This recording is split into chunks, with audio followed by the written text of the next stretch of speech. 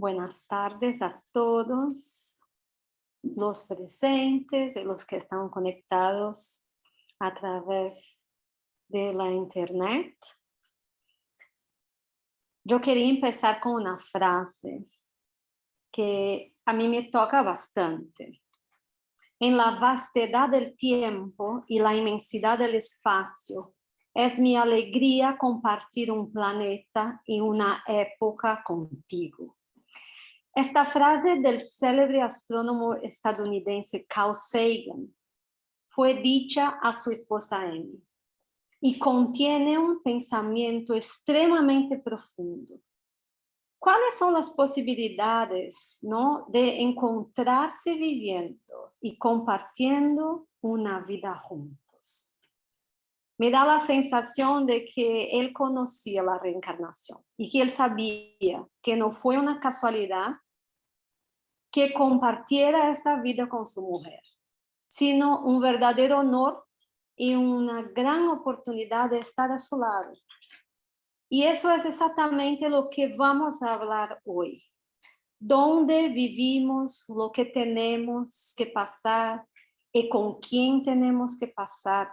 No es una coincidencia, sino una bendita oportunidad. El tema de hoy es reencarnación y elección de las pruebas. Como curiosidad, yo traje aquí una imagen del dolmen de Allan Kardec, que está en París, en el cementerio de Père Lachaise. Y en el borde frontal de la piedra, que sirve de techo, está grabado el tema: nacer, morir, renacer todavía y progresar sin cesar, tal es la ley.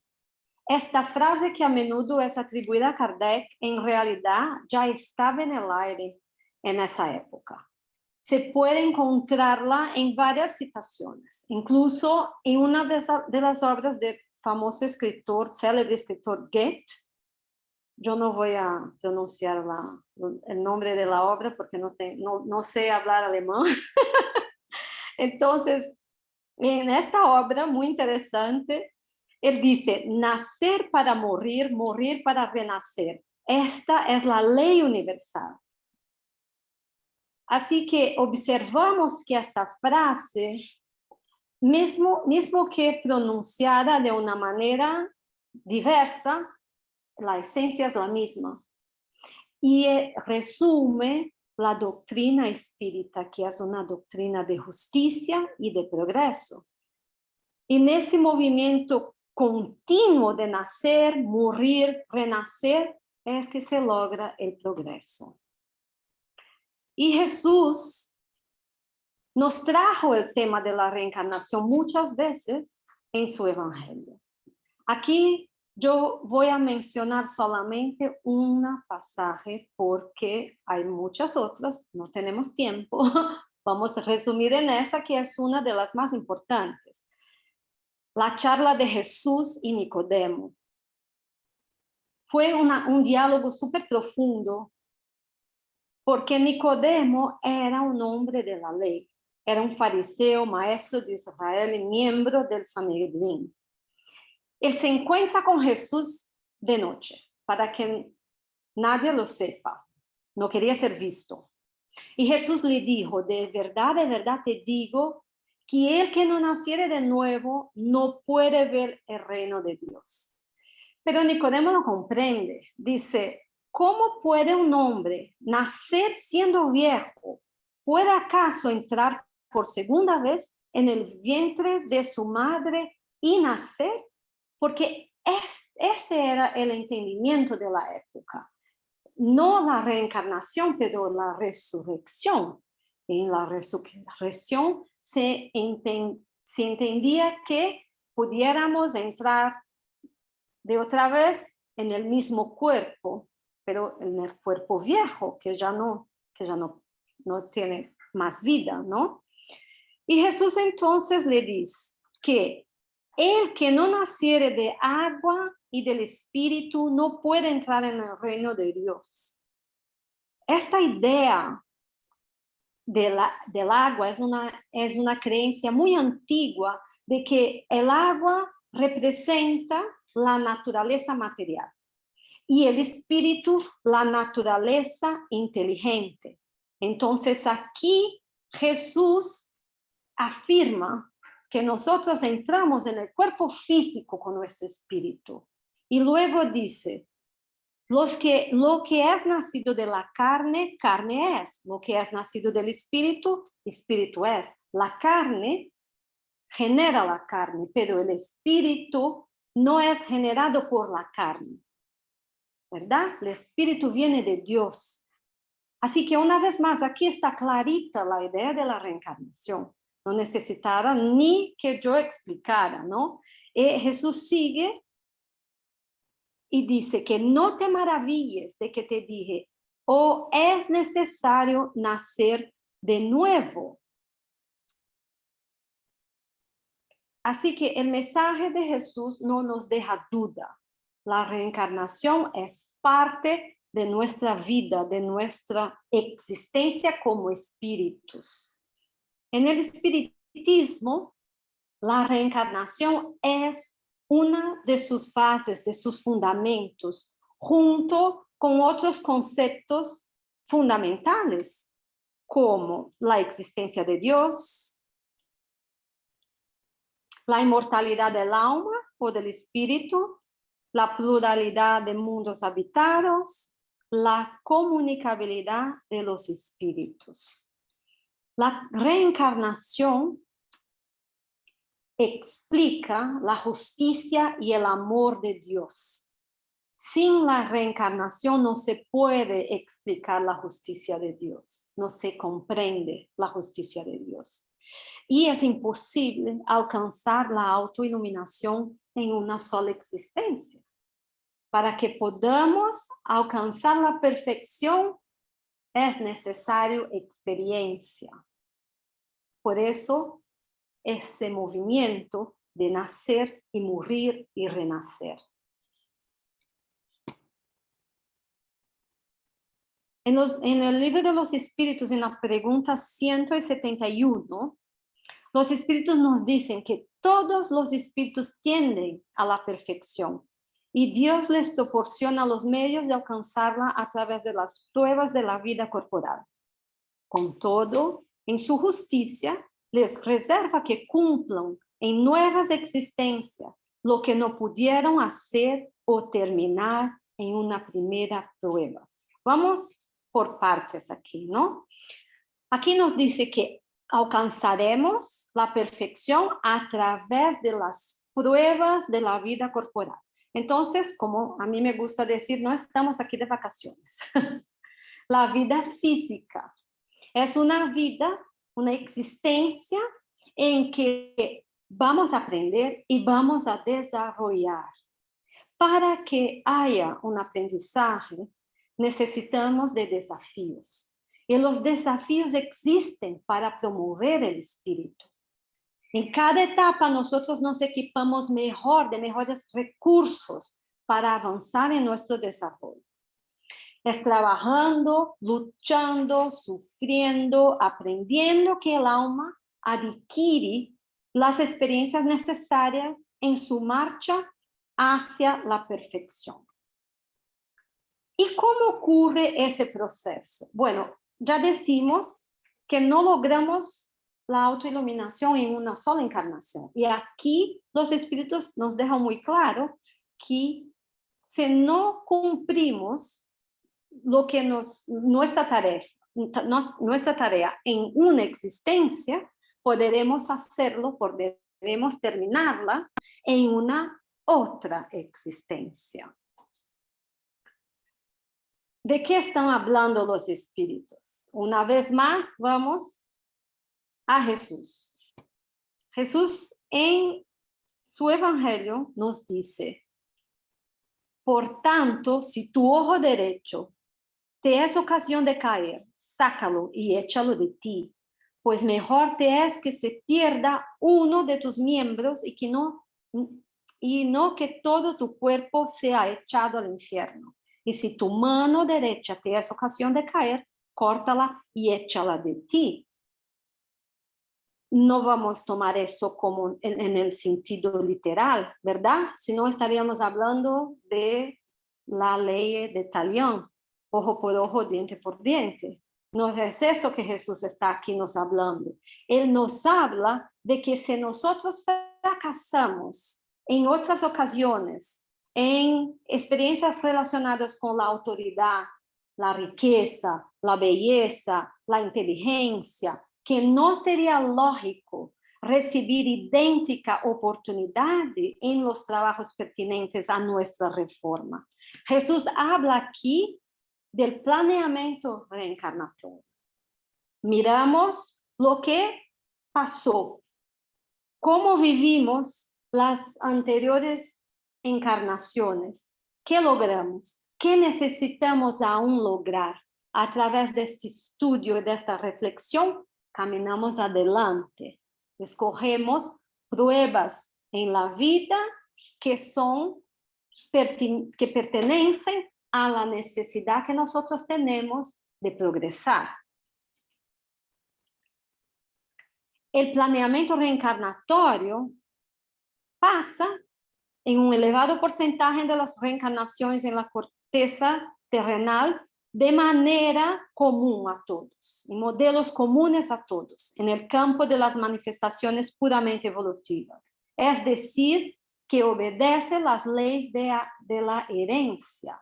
Sin embargo, cuando el alma se eleva en cultura y en conocimiento y consecuentemente en responsabilidad, el proceso reencarnatorio individual es más complejo. Como es lógico, se aparta de las características generales. Hay todo un planeamiento antes de la encarnación para estos espíritus que ya están en un nivel de conciencia más adelantado. ¿Serían los espíritus superiores? No, seríamos nosotros. En el estado de desarrollo que nosotros nos encontramos, ya tenemos alguna conciencia de la vida. No es decir que ya somos buenos, no, pero ya nos esforzamos para hacer el bien. Queremos desarrollar, ya comprendemos el significado de la vida. Así que en esos casos participamos de nuestro planeamiento reencarnatorio. Pero para muchos eso no pasa porque todavía no tienen esa conciencia. Encarnan y desencarnan sin saber dónde están. Si están en el mundo espiritual o si están en el mundo físico. Pero aquí vamos a tratar un poco de los espíritus que tienen la oportunidad de elegir sus pruebas. Y en el libro de los espíritus nos dice que en el estado errante, quiere decir, cuando estamos en el plano espiritual, antes de comenzar una nueva existencia corporal, el espíritu, el mismo, escoge la clase de pruebas que quiere sufrir. En eso consiste su libre albedrío. Así que la vida que nosotros tenemos hoy fue una elección. Pero yo no quería sufrir, nadie quiere sufrir. Pero la elección que nosotros hacemos ni siempre es una elección que deseamos, ¿no? Pero es lo que es necesario para nuestro progreso, para nuestra evolución, nuestro desarrollo. ¿Qué es lo que guía al espíritu en la elección de las pruebas que desea pasar? Muy simples. El espíritu elige las pruebas que pueden ser para él una expiación por la naturaleza de sus faltas y que lo hacen adelantar más deprisa. Yo quería aquí hacer una observación. Mira que los espíritus nos dijeron que el espíritu elige las pruebas que pueden ser para él una expiación. Nosotros siempre explicamos que la expiación es mandatoria, ¿verdad? Es obligatoria. No hay salida, tenemos que expiar. Pero el género de prueba que vamos a pasar, nosotros elegimos. Así que la expiación es necesaria. No logramos salir de la expiación. Pero cuándo y cómo podemos escoger, podemos elegir si estamos en ese nivel de más conciencia. Todas las tribulaciones que experimentamos en la vida fueron previstas y elegidas por nosotros. Los espíritus nos dicen que todas no es la palabra. Elegisteis la clase de pruebas. Los detalles son consecuencia de la posición en que os encontráis y a menudo de vuestras propias acciones. Si no fuera de esta manera, seríamos como muñecas, ¿no? Que estaríamos solamente como siguiendo ahí un camino que fue trazado, pero que nosotros no tenemos ninguna influencia, y no es así. Nosotros elegimos la clase de pruebas, lo que es necesario para mi desarrollo, pero los detalles vienen con lo que yo escojo en el día a día, con mis acciones. Los pormenores nacen de las circunstancias y de la fuerza de las cosas. Mismo estas pruebas que nosotros elegimos, podremos pasar por ellas de manera diferente. Si nosotros sabemos en qué punto vamos a caer, ¿no? Como espíritu, pero trabajamos bien durante la encarnación para estarnos más fuertes en el momento que vamos a pasar por eso. Quizá ni pasaremos tan fuerte por la prueba. Y vamos a ver aquí un caso como ese. Yo traje de este libro, Misioneros de la Luz, algunos estudios de casos para ilustrar mejor esta idea de cómo es que nosotros participamos de la elección de nuestras pruebas. Vamos a hablar de este capítulo 12, todos los casos que vamos a mencionar aquí están en el capítulo 12. Yo traje solo 3 casos, hay más, pero solo vamos a hablar de 3. Y junto con lo que describe el libro, yo voy a utilizar a la ayuda del proyecto Imagen, que es un proyecto en Brasil, donde ellos ilustran los libros espíritas con imágenes. Los dibujos son del dibujante, ¿no? En este caso de Rodval Matías. Y fue hecho por el estudio Cena y Acción. Así que las escenas dibujadas no son reales. Reflejan la imagen que el diseñador se hace de la escena descrita por el libro. ¿Está bien? El libro fue psicografado por el medium Chico Xavier, a través del espíritu André Luis. Las imágenes no fueron psicografadas, fueron imaginadas por el diseñador. Así que vamos aquí a presentarles un poquito de nuestro hogar. Déjame ver si está un poquito fuera aquí. Listo. Aquí es una imagen general de la ciudad espiritual, nuestro hogar, que es descrita en el libro Nuestro Hogar, del mismo nombre. André Luis, que es el protagonista de la historia, visita en este libro, Misioneros de la Luz, el Instituto de Planeamiento. Su mentor en este caso es Alejandro, y Alejandro lleva entonces a André Luis para conocer uno de los trabajadores, que es Josino. Los nombres son muy peculiares. Josino explica a André Luis cómo funciona el planeamiento de encarnaciones. Y en este salón grande hay 2 estatuas, pero el diseñista, el dibujador no pudo dibujar las estatuas porque eran muy detalladas. Pero André Luis, que fue un médico en la tierra, cuando ve las 2 estatuas se queda perplexo porque las estatuas eran muy detalladas, muy bonitas y tenían un brillo muy fuerte. Bueno, él también notó, observó que muchos trabajadores estaban caminando de un lado para otro con algunos pergaminos. Estos pergaminos, que parecen pergaminos, ¿no? Eran elaborados por los trabajadores del plano espiritual y eran los diseños de las encarnaciones que iban a pasar. Bueno, Rosino explica para André Luis que el útero materno significa para nosotros los espíritus la puerta bendita que franquea el acceso a la redención. Es a través del útero materno que nosotros logramos nacer. Así que no tenemos idea de la importancia de una gravidez para el espíritu que está en transcurso para reencarnar. Y tampoco damos la importancia que tiene el cuerpo físico.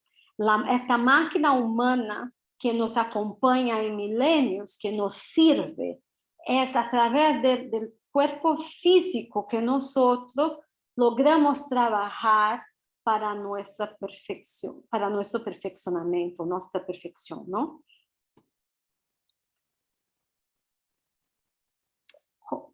Josino presenta Manassés a André Luis y Manassés va a hacer un recorrido por las diversas salas del planeamiento de reencarnación del instituto y Manassés es un libro abierto, así que André Luis se quedó muy contento de estar con ellos porque iba a aprender bastante. Entonces vamos a empezar el recorrido. El primer espíritu que viene para hablar con Manassés y André Luis es Silvério. Silvério era un colega, ¿no? de Manassés, que después de 15 años de trabajo en las actividades de auxilio en el mundo espiritual, como espíritu, iba a regresar a la esfera carnal para saldar ciertas cuentas que tenía pendientes. Y él escucha el consejo de los espíritus y acepta venir con una pierna enferma. Manassés le confirma que él tendrá dificultades al principio de su vida, pero este defecto en la pierna le hará mucho bien. Observemos aquí, el espíritu aceptó venir con una pierna enferma. ¿Por qué? ¿Por qué ocurrió este pensamiento? Porque la pierna enferma será un antídoto o centinela contra la vanidad. Josino necesita estar prevenido de ciertas tendencias de su naturaleza inferior. La pierna enferma le será de gran ayuda, pues le acarreará serias preocupaciones. En lugar de estar focando en la vanidad, tendrá que focar en la enfermedad. Mira qué interesante. Muchas veces nosotros miramos una enfermedad como una cosa, una desgracia, ¿verdad? Algo malo en nuestra vida. Y puede ser que aquella enfermedad nos está salvando de estarnos peores. Así que es una bendición. Y una bendición también porque hoy en día la medicina está tan desarrollada que nosotros logramos vivir mejor con las enfermedades que se presentan en la tierra, ¿no? En la crostra. André visita también los pabellones de diseño. Estaba en una de las dependencias consagradas a los servicios de diseño. Mira qué interesante. Aquí ustedes pueden ver que espíritus especializados en el cuerpo humano dibujan los cuerpos físicos de las próximas encarnaciones. Son cientos de técnicos en cuestiones de embriología, biología en general, que guían las experiencias individuales de las futuras reencarnaciones. Cada encarnación es muy importante. Lleva más de 100 espíritus trabajando en ella, junto con el espíritu reencarnante. Así que todos nosotros aquí somos muy importantes. No vamos a nos olvidar de eso. La oportunidad de renacer, dice André Luis, es compleja. Y nosotros no tenemos idea de cómo se pasa eso, porque por el olvido, ¿no? Que venimos sin saber, sin conocer o sin recordar lo que ha pasado. Por eso no tenemos, muchas veces no tenemos condición de evaluar cómo es importante esta oportunidad.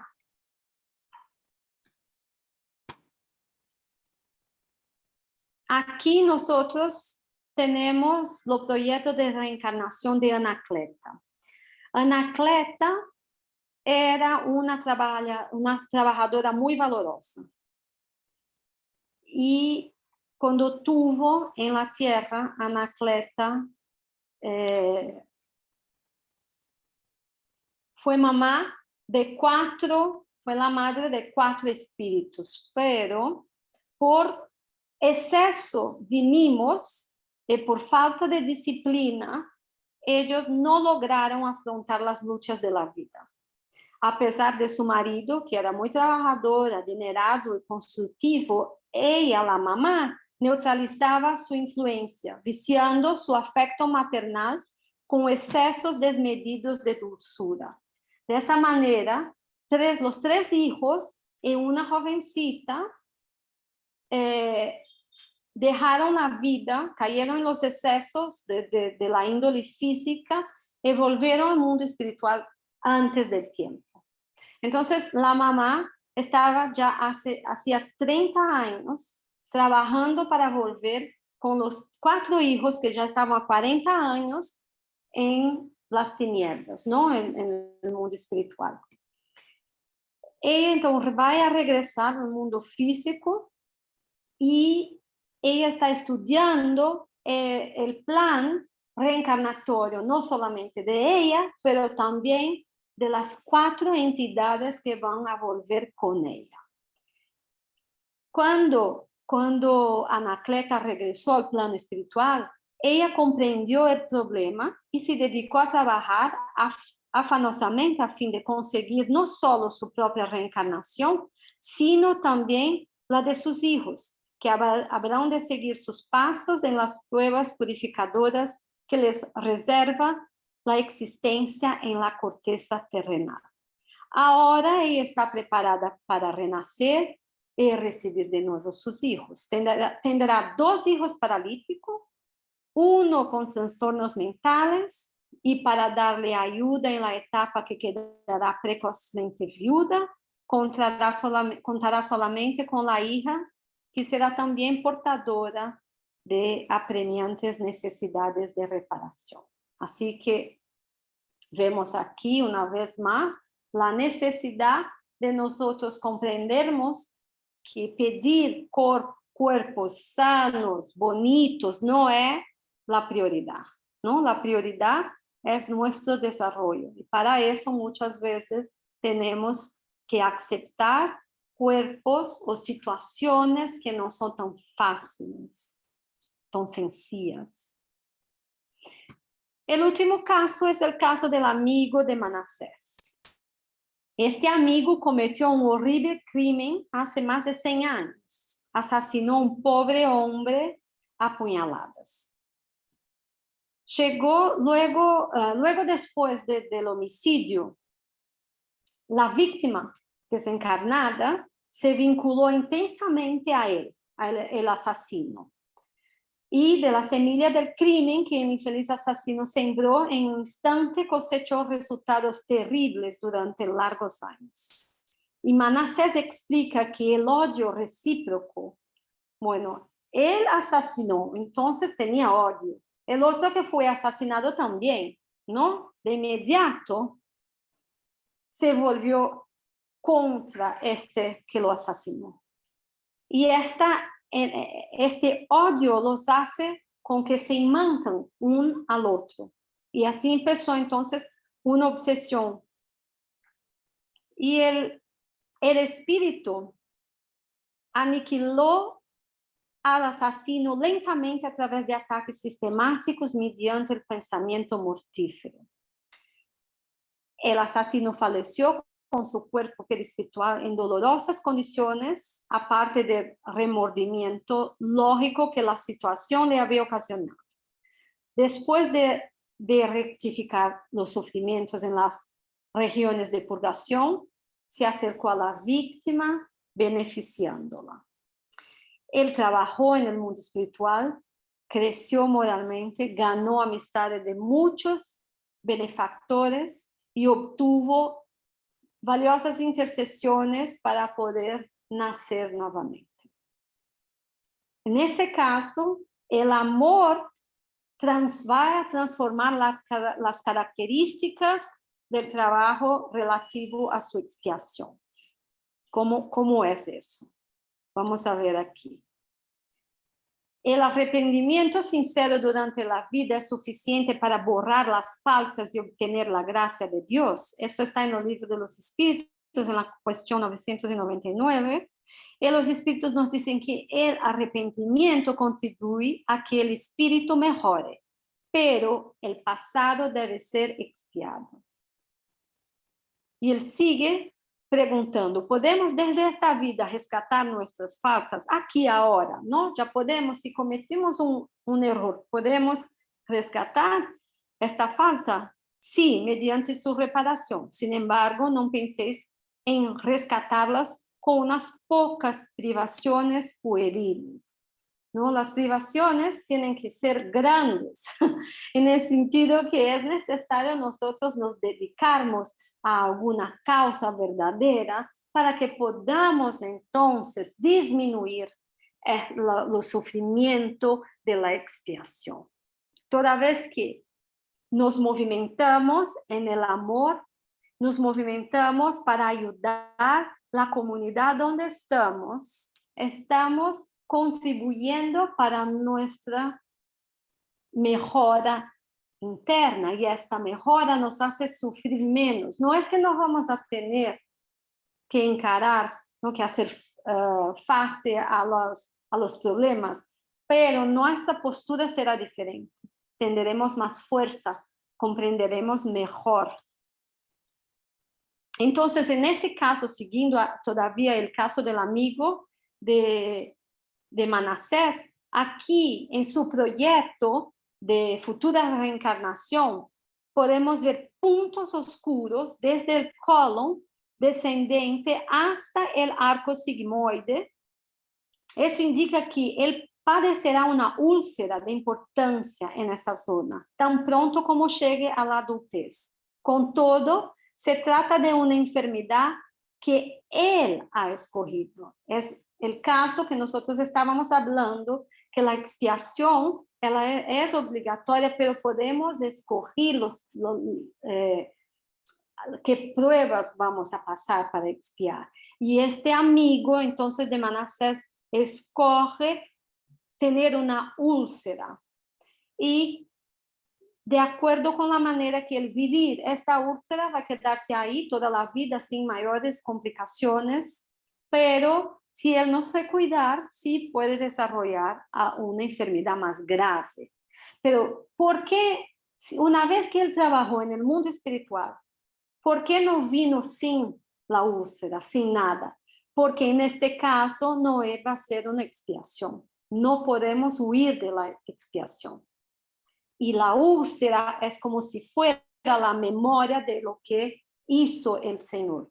No es la memoria como nosotros conocemos, ¿no? Del hecho en sí, pero es una manera de no se olvidar y de no focar en otras cosas, pero sí en su salud, y de esta manera él podrá entonces seguir su camino. Entonces, cuando nosotros nos damos cuenta de los errores que cometimos en el pasado, pedimos la corrección. Por eso la expiación viene como una elección nuestra.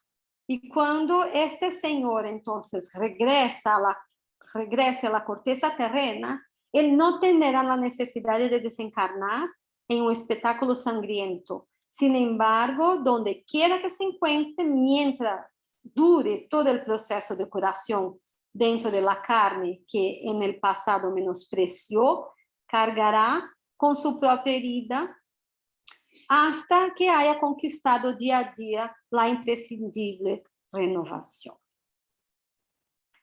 Así que, para terminar, vamos también a un pasaje de este mismo libro, Misioneros de la Luz. La existencia humana no es un acto accidental. Y dentro del plan, del orden divino, la justicia ejerce su ministerio cada día, en obediencia al elevado designio que establece suministrar los dones de la vida a cada uno según sus obras. Muchas gracias a todos por su atención. Vamos ahora entonces a los momentos finales de nuestra charla. A los que están conectados después de la oración final, nosotros vamos a desconectar y a los que están aquí con nosotros presenciales, tendremos el pase. Así que seguimos en oración para nos preparar para el pase.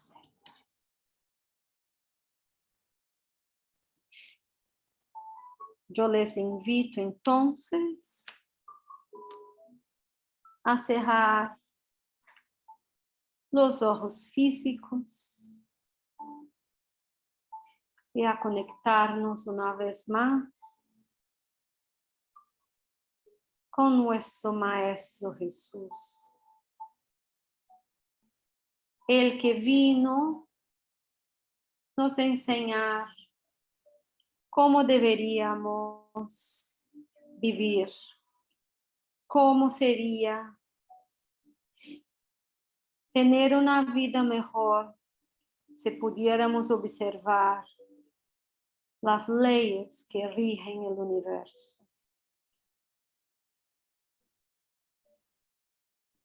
Jesús es el modelo y guía de nuestra humanidad. Que podamos nos acercar a Él en nuestros sentimientos, para que nuestra vida aquí en la tierra no sea inútil, que no dejemos pasar el tiempo sin trabajar para nuestra evolución, sin ayudar a los que están a nuestro alrededor.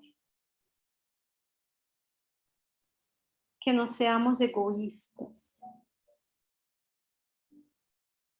que tengamos en mente que la humanidad es nuestra familia.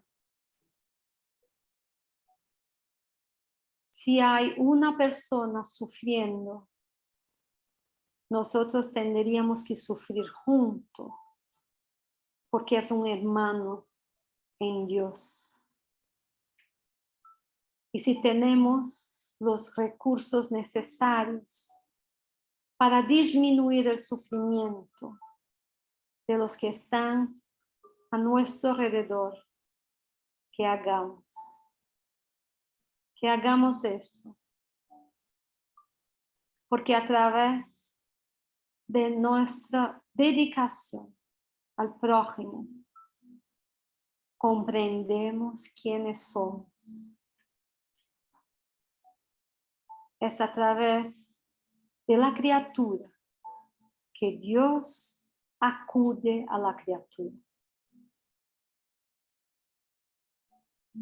Rogamos en este momento por la presencia del equipo de benefactores aquí de nuestra casa, para que nos auxilien en el servicio de paz, y que cada uno de nosotros que están aquí presentes y de los que están conectados con nosotros puedan recibir los fluidos benéficos, bendecidos del plano espiritual. Y que así sea.